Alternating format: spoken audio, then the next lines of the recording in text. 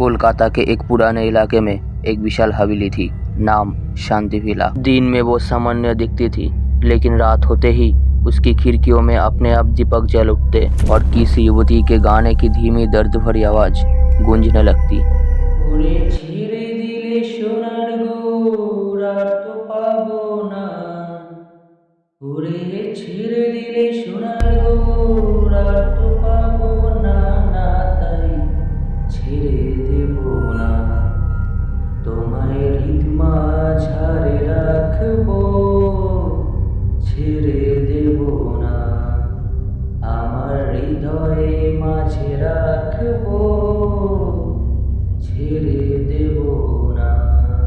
लोग कहते थे वो हवेली अभिशप्त है, वहाँ एक अधूरी मोहब्बत की आत्मा भटकती है।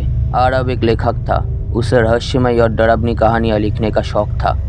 जब उसने शांति विला के बारे में सुना तो उसने तय किया, मैं वहीं रहकर अपनी अगली कहानी लिखूंगा। गांव वालों ने बहुत समझाया, बेटा वहाँ मत जाओ जो भी गया है बदल कर लौटा है। लेकिन आरव ने हंसकर कहा, आत्माएं केवल कहानियों में होती है। और उसी रात वो हवेली में रहने चला गया। रात के ठीक 12 बजे और अचानक तेज हवा चलने लगी। खिड़कियां अपने आप खुल गए और एक मधुर उदास भरी आवाज गूंजी।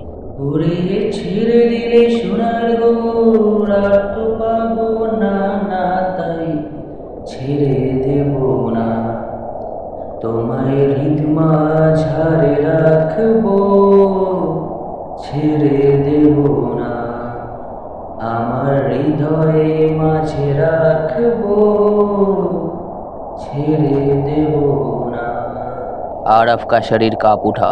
उसने पीछे मुड़कर देखा। सफेद साड़ी में एक अत्यंत सुंदर युवती खड़ी थी, लंबे खुले बाल, आंखों में अथाई पीड़ा। आरव ने घबराते हुए पूछा, काका कौन हो तुम? मीरा 60 वर्ष पहले उसी हवेली में रहती थी। वो एक युवक से गहरा प्रेम करती थी, लेकिन उस युवक ने धन और प्रतिष्ठा के लिए किसी और से विवाह कर ली। मैंने प्रेम किया था, लेकिन बदले में विश्वासघात मिला। मीरा की आंखों से आंसू बहने लगे।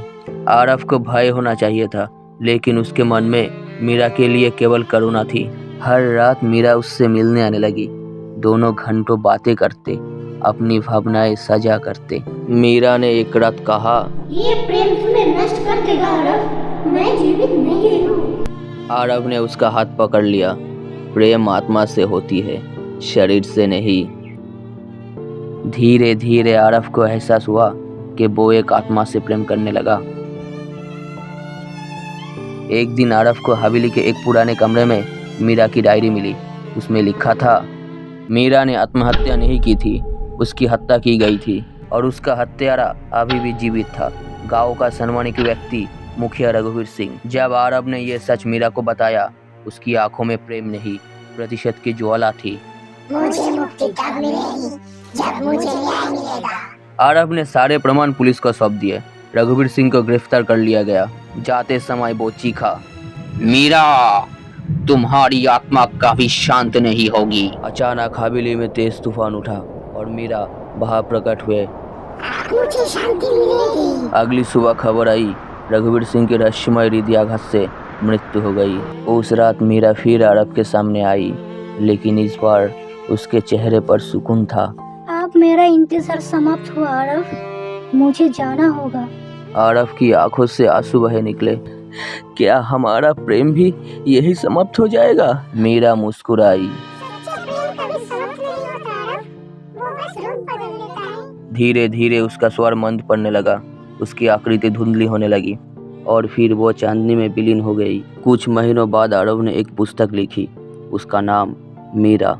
लोगों ने उसे एक काल्पनिक कहानी समझा, लेकिन हर पूर्णिमा की रात आरव को आज भी वही मधुर आवाज सुनाई देती है और वो मुस्कुरा कर उठता, क्योंकि कुछ प्रेम कहानियाँ मृत्यु से भी अधिक शक्तिशाली होती है। हर पूर्णिमा की रात उसे वही मधुर आवाज सुनाई देती। वो बालकनी में खड़ा चांद को देखता और आंखें बंद कर लेता। एक रात ठीक 12 बजे आरव के कमरे की बत्तियां अपने आप बुझ गए। दीवार पर एक साया उभरा, लेकिन वो मीरा का साया नहीं था। एक लड़की की धीमी हंसी कमरे में गूंज उठी। मीरा, क्या क्या क्या तुम हो? आरफ का दिल जोर से धड़कने लगा। अगले दिन आरफ की मुलाकात एक लड़की से हुई। उसका नाम था अनन्या। अनन्या की आंखें बिल्कुल मीरा जैसी थी, वही गहराई, वही दर्द। वो बोली, मैं आपकी किताब पढ़ चुकी हूँ, ऐसा लगा जैसे वो कहानी मेरी हो। आरफ चौंक गया। तुम ऐसा क्यों कह रही हो?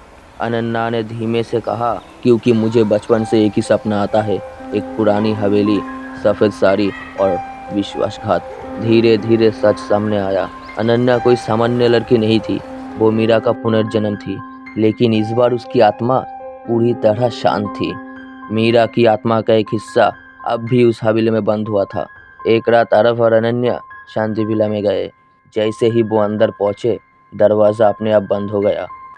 ठंडी हवा चलने लगी और अचानक मीरा की परछाई सामने आई, लेकिन इस बार उसका चेहरा भयानक था। आंखें लाल, आवाज़ भारी।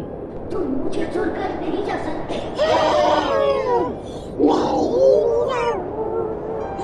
मुझे मुक्त होने दो। मुझे मुक्त होने दो।